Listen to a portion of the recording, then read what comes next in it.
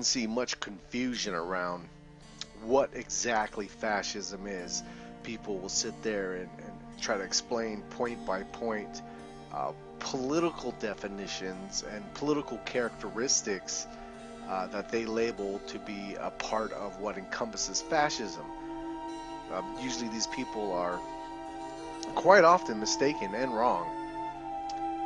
I mean, the true and at the root of fascism is the principle of united we are stronger. And then from there, you can apply whatever political, moral, cultural, religious, definitions and items and processes and methods you want. But it all stems from one commonality in united we are stronger. This is the founding philosophy behind the fascist ideal.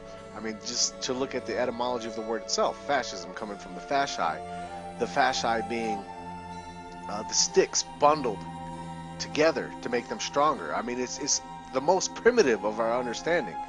Many people try to attribute the birth of fascism, quote unquote, to the early 1900s and Mussolini in Italy. And I think it's much older than that, personally, but like I said, you see it in the etymology of the word.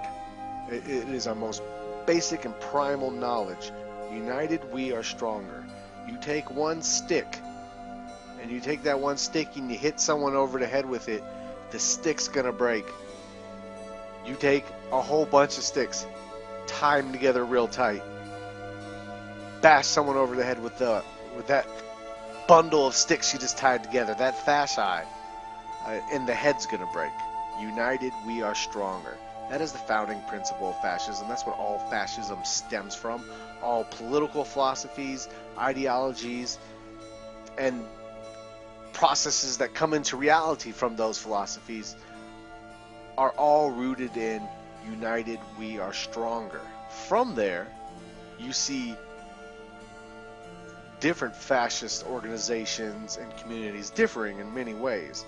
Everywhere from Germany to Italy, to the Integralists of Brazil, to the Iron Guard of Romania,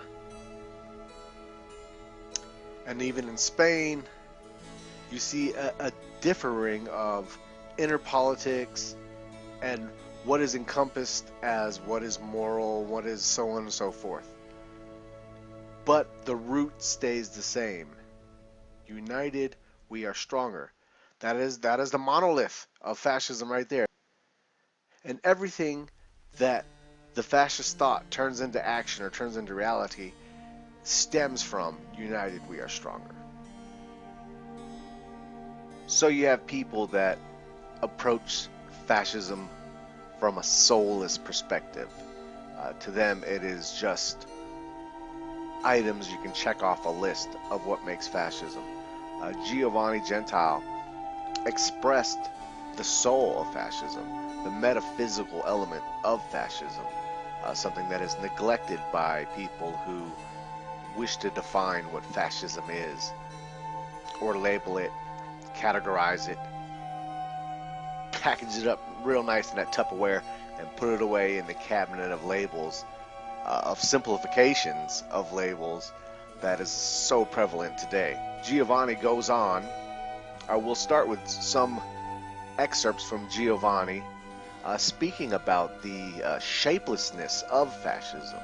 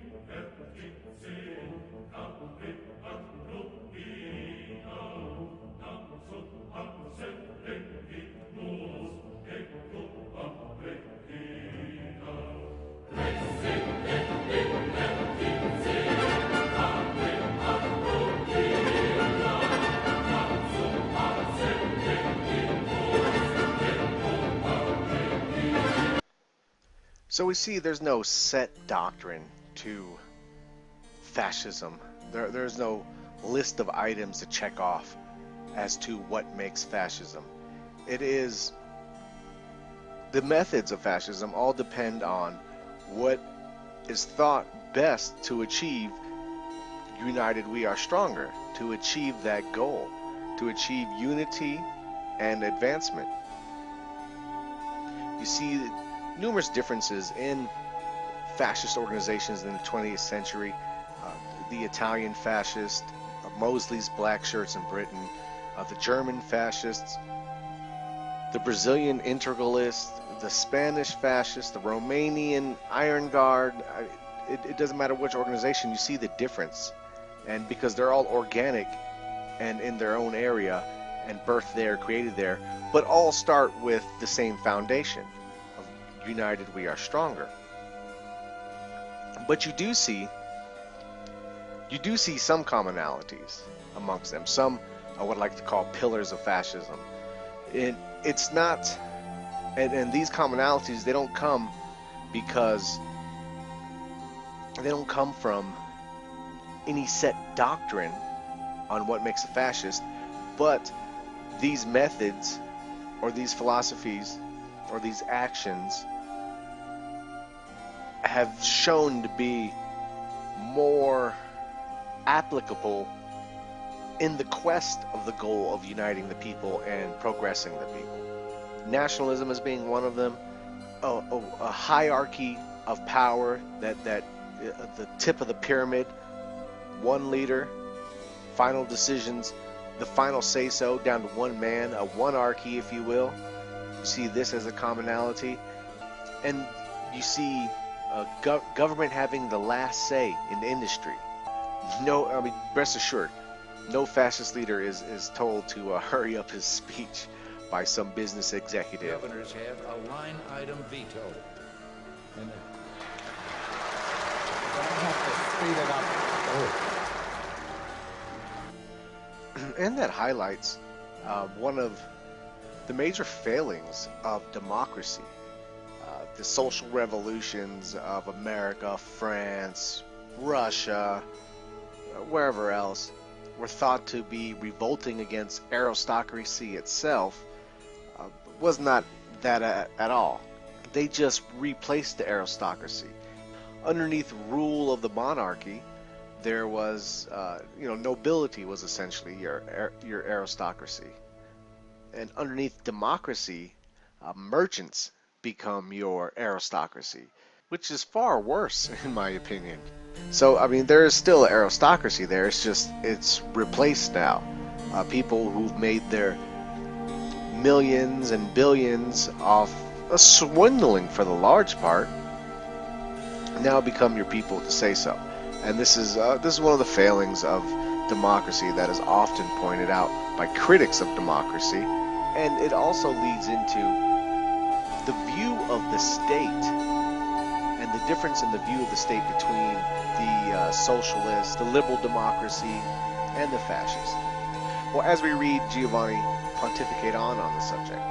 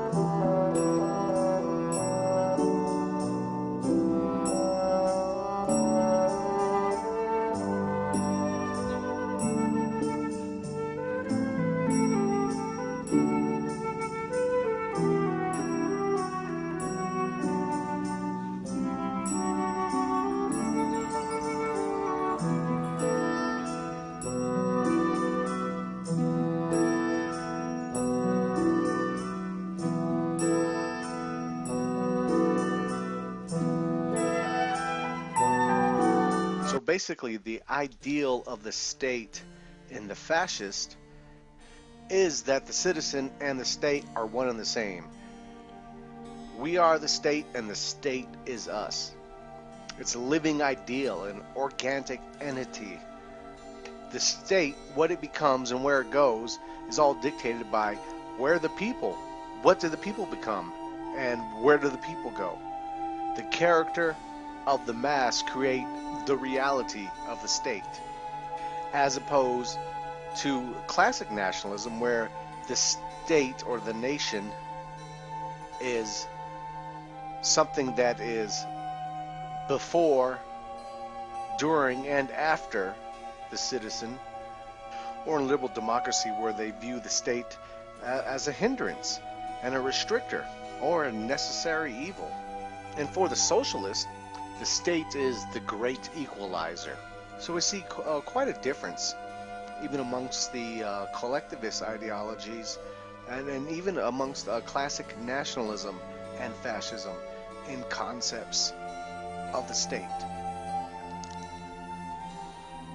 Another concept that Giovanni goes into and that is detrimental to the fascist thought is the creation of a new man, so to speak, building up an individual and in the process building up the society and the state.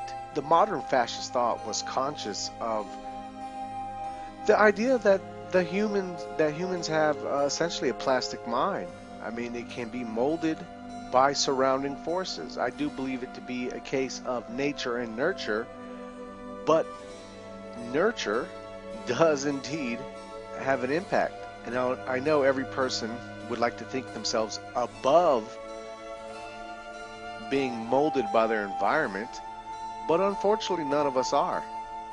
Be it consciously or subconsciously, you are affected by your surroundings. And we see in modern democracy, with the mass information outlets in the hands of the aristocracies that rule in modern democracies, i.e. the merchants again, we see this, their nurturing system is essentially very neglectful of nurture. There is not a concern of nurturing the human being, promoting qualities that focus more on the higher consciousness.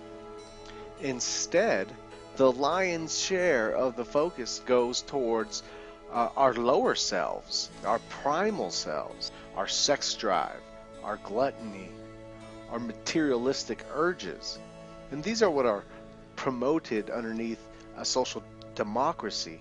And feeding these primal urges, satisfying them, and keeping them satisfied and comfortable leads to docileness. And I think this is very well understood by the people that promote these things. As long as my belly stays full and my balls remain empty, hey, you get no problems from me, massa. The documentary, The Century of the Self, is a great quick look into some of these processes and um, especially with the sexual urges and the self-gratification urges that if pleased in man leaves them docile, shallow essentially, and inundated with materialism.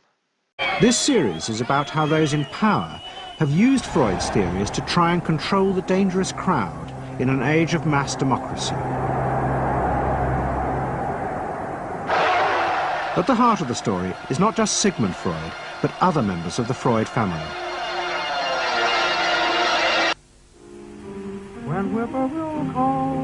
This episode is about Freud's American nephew, Edward Bernays.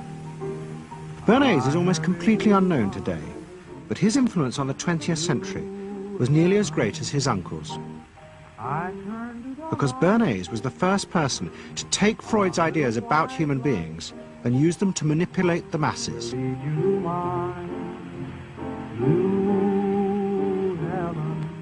He showed American corporations for the first time how they could make people want things they didn't need by linking mass-produced goods to their unconscious desires. Out of this would come a new political idea of how to control the masses. By satisfying people's inner selfish desires, one made them happy and thus docile. It was the start of the all-consuming self, which has come to dominate our world today. The fascists of the 20th century were well aware of the importance of mass information and the responsibility that came with it. We see here in this next collection of Gentile quotes the fascist ideal in being a guiding force in the process of creating people with higher ideals, and the forwardness of bringing about these ideals through action.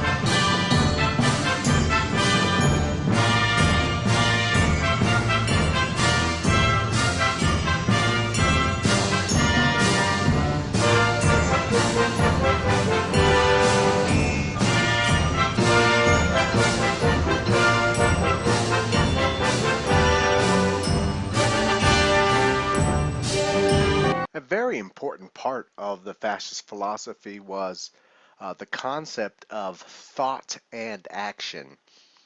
Not just sitting around and contemplating and theorizing about why things couldn't work, but instead coming up with a plan or a goal and then achieving that goal, putting force to the thought, taking the metaphysical of the idea and transforming it into the physical of the action and eventually the reality of the idea. Be they grand goals or shovel-ready jobs, whatever the thought was, it was immediately followed by action. In this last quote from Giovanni Gentile we'll look at, he dives into the anti-intellectual approach of the Fascist Party, and he clarifies exactly what is meant by the anti-intellectual movement.